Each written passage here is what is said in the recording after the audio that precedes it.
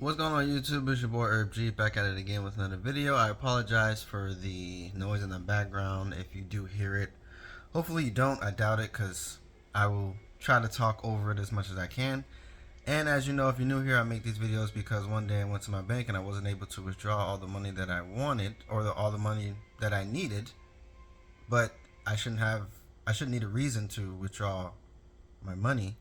I should just be able, we all should just be able to withdraw our money as much or as many times as we want. But they had a withdrawal limit of $1,000 at the time, and I needed $3,700.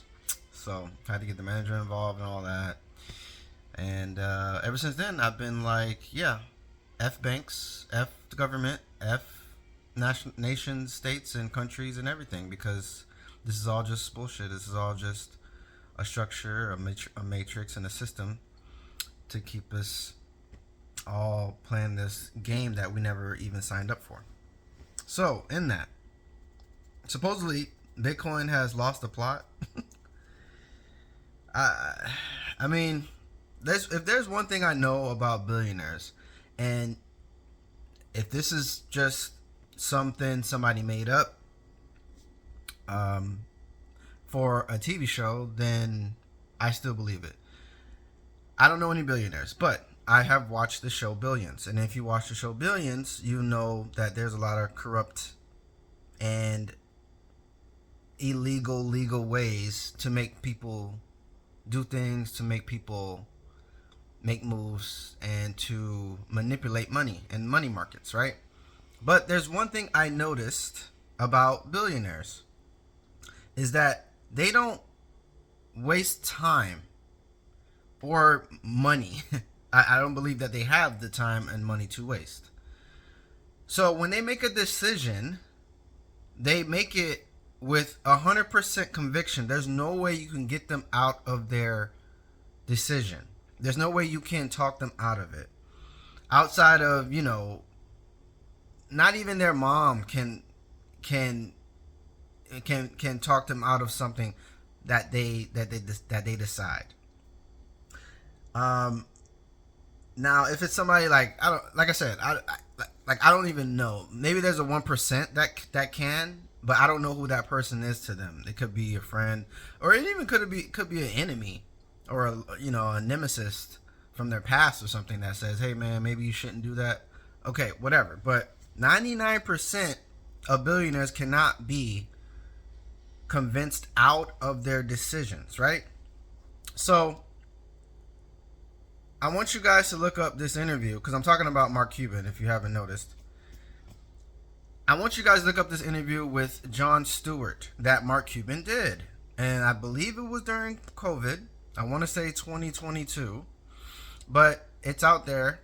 And it was through, I want to say, Facebook. It's not on TV. It wasn't a live TV. It's on Jon Stewart's podcast.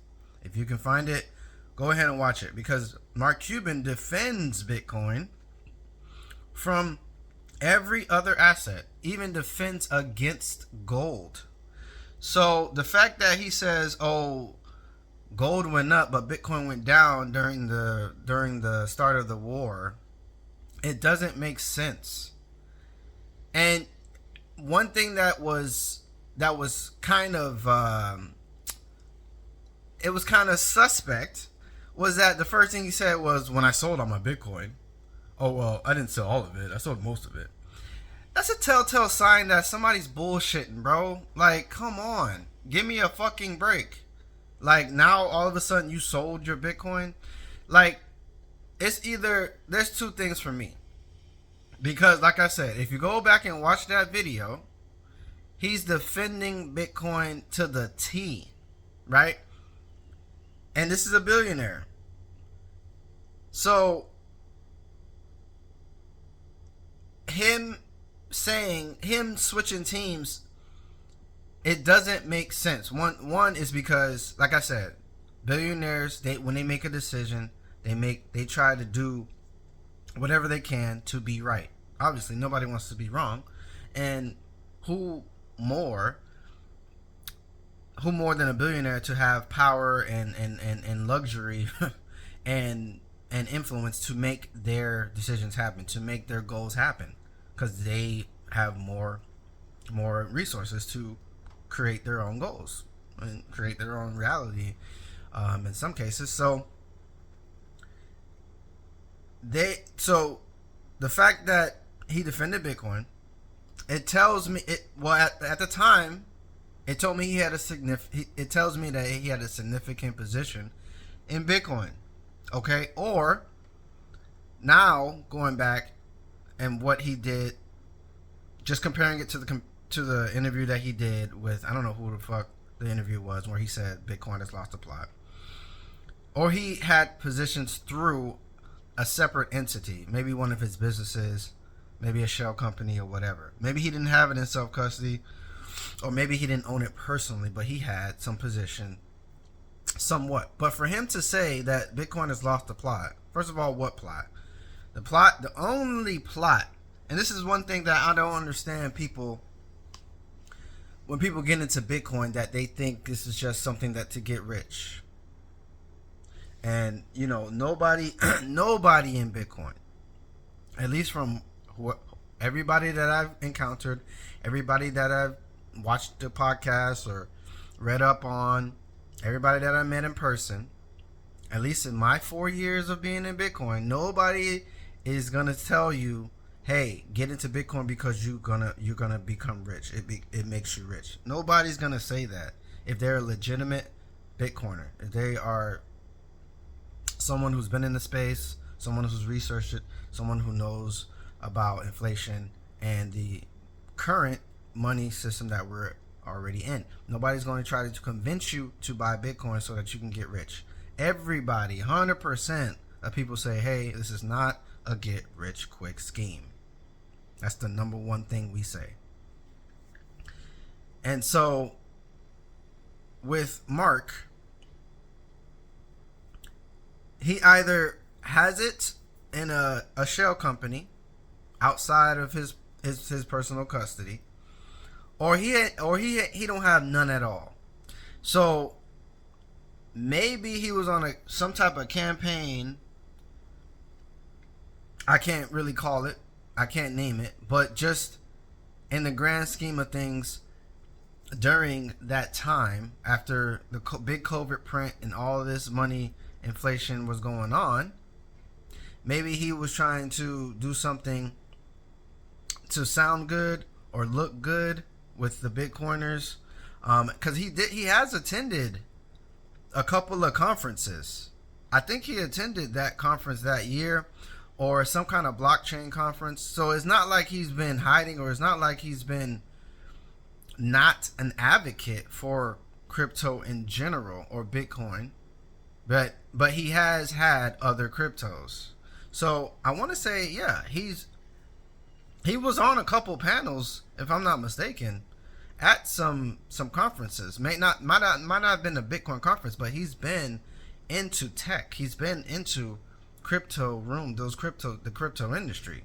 So we know him because he's been an advocate for it for years. And then also too is that he dismissed it. He already dismissed it years ago. I want to say 2016, 2018. He called Bitcoin bananas. So you mean to tell me, okay, you saw it, you didn't get into it, you called it bananas, you thought it was bullshit. Then you studied it or whatever you did, bought into it and say, hey, this is better than gold. This is literally what he said on the Jon Stewart podcast. Oh, this is better than gold. He said it might not take over the money system, but it'll be a hedge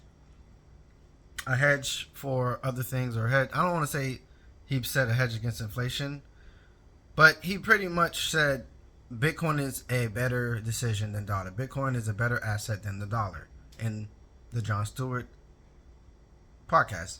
So you mean to tell me, okay, then for years you bought Bitcoin, Ethereum, and all whatever coins that you liked, and then now you come back years later and saying, well, I was wrong again, that Bitcoin has lost the plot? So you didn't understand it, then you understood it, then you didn't understand it again. Okay, so back to the plot thing. I know my bad. To get back to the plot thing, there's no the get rich quick scheme that's not the plot. We already know. And he said it's supposed to be a hedge against inflation when shit hits the fan. That is not Bitcoin's plot. The only plot that Bitcoin has is being a digital paperless cash system to send value between two parties without a third party. Okay? Let me say that again just because it was a little everywhere. It's a cashless system to send value to another person, another party, without a third party, without an intermediary, basically without a bank. It's to send money to someone else without a bank. That's the only plot Bitcoin has. Everything else, people just added to it, or people just want to come up with their own agendas for Bitcoin, and that is not.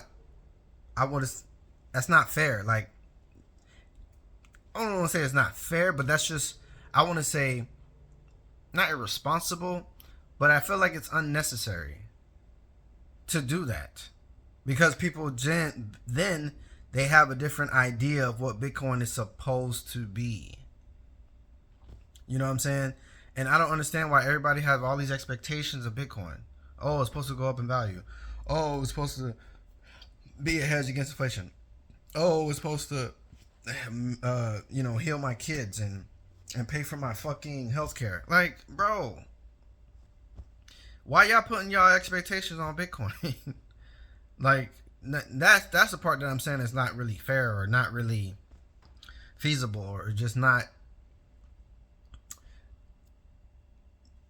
Like, why? You see what I'm saying? Like, why are you putting your expectations on Bitcoin? That's kind of like, it's like Nipsey said, why you putting don't put your expectations on me, your expectations of me on me.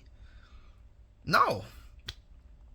Just because you want me to be a basketball player or a football player doesn't mean I want to go play for the NBA or the NFL. Fuck that. I want to do whatever the fuck I want to do. You know what I'm saying? So, Bitcoin lost the plot because it didn't go up in value, but gold did. Gold went up in value during the war, so Bitcoin lost the plot because it went down.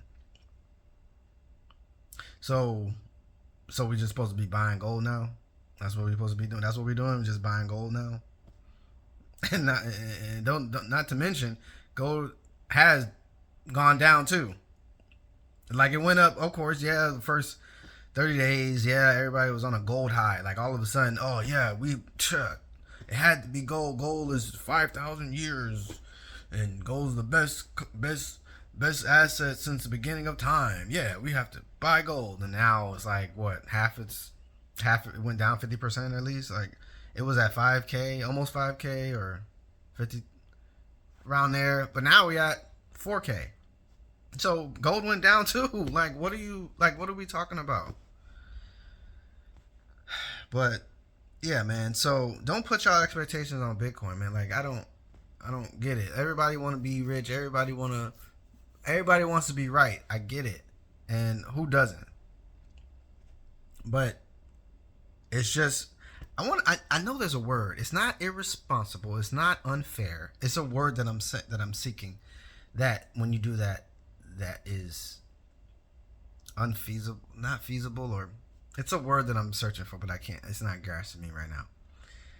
But yeah, because unfair would mean, like, if you were talking about like a person or something that you can control, a situation that you can control. Like, Bitcoin is digital, obviously, so it's not a person. So it's not like an unfair thing, because the other party or the other person has no way of reacting or responding to what you're doing. So unfair in this context would not be the right word. And then irresponsible, I guess, could work, but it just depends. That's a very broad term, because it depends on the person and their financial situation to be able to determine or differentiate, not differentiate. I'm looking for a word again. Not to determine the value of Bitcoin itself. So I don't believe irresponsible is the right word either. But when you put your expectations on Bitcoin, it's just it's not the right thing to do. How about that? It's just not the right thing to do. So yeah, I think that's about it, guys. I've been rambling. Y'all know me. I'm gonna leave it there, man. So Bitcoin has lost the plot. Come on, bro. Come on. There's no plot. You lost your own plot, man. All right. It's just a payment system, a cashless payment system to send value through time anywhere in the world without a third party, without a bank. That's it. That's it. All this, everything else, hedge against inflation, hedge against wars and crimes, hedge against AI, or like all this other stuff, bro. That's just something somebody made up. That's just somebody else's expectation of Bitcoin, which is, I know it's a word that which is irrelevant. Maybe it's irrelevant, which is irrelevant, but irrelevant means like to be consistent in meaning. But I will go with irrelevant. Let's go with irrelevant. Let's go with irrelevant. Or I know there's a word. It's pissing me off because I know it's right there. Unproductive. Maybe unproductive. I like unproductive. I like unproductive too. I like unproductive better than irrelevant. Because irrelevant is like meaningful information. Well, unmeaningful information, but I like, yeah. Let's just go with unproductive. It's unproductive because it gets unproductive because it goes nowhere. It does nothing for someone else. Yeah, let's go with that. All right, guys. I'm gonna see y'all on the next one. Hope that makes sense. I hope y'all understand that Bitcoin is the update. Whether we use it in the future or not is irrelevant. Because if you don't own any, then how are you going to make decisions? Or how can you even realize what's coming or what's possible for us to use? Because if you want to go ahead and say, oh, it's just stable coins and or another specific insert crypto here, then okay, go ahead. But last time I checked, Bitcoin had the longest standing track record. And last time I checked, Bitcoin is the most valuable crypto in the world. So if you're talking about, oh, we're going to use something else, oh, okay, because it's cheaper, faster, and better, oh, okay. when it overtakes Bitcoin, let me know. When it's priced higher than, when the price of that crypto is more expensive than Bitcoin, let me know, and I'll think about it. I'll look into it. But as of right now, Bitcoin is our only shot. Bitcoin is our only shot at transitioning into a digital asset world, a digital money world. So why wouldn't we just catch the train? Why don't we just jump on the train instead of trying to look for another train? Like, just get on the train. Just get on the train. And then if something else comes along, yeah, okay, then we could just jump off and get on another train. But you gotta get on the train. Why would you resist the train? Like, why would you purposely miss the train every time it goes by? You see what I'm saying? You understand what I'm saying? So it's like, this is the only train that we have right now that has the highest odds or the best chances of being adopted by the whole world. That it can hold everybody, every single person and their children in this train. So why don't you just jump on it? Why don't we just get on that train and then we'll figure it out after that? You see what I'm saying? To a better, faster, cheaper train. You know what I'm saying? don't miss the train just because you don't believe in it or just because you think something else better is coming. Just get on the train. You can get off. You can get off whenever you want. You can sell whenever you want. Like, just get on the train. You know what I mean? Like, just get some. Just get some. Get on the train a little bit. Just get on the train for one ride, for one way. One, you know what I'm saying? And just get off on the next stop. It's up to you. Hope y'all get my analogy, man. So yeah, man. Bitcoin got update. Y'all let me know what you think. Hit me up in the comments. Like, comment, subscribe. I maybe I should say that at the beginning of these videos. But I don't know if people are getting to the end of it. Well, I do know that they're not getting to the end of it because my statistics are saying that people only literally watch about 38 seconds of my videos and then they click off. But it is what it is, man. I don't care. I like making these videos. I'm gonna keep doing them until I get tired of it, or until I feel like there's no point anymore. So yeah, y'all will keep seeing a video once a week at least, because this is the least I can do. You know what I'm saying? I ain't doing nothing else. Or at least anything that I think would be worth more than doing this with my time. So, all right, man. Y'all, let me let y'all go, man. Y'all know I be rambling, man. So, I'll talk to y'all later, man.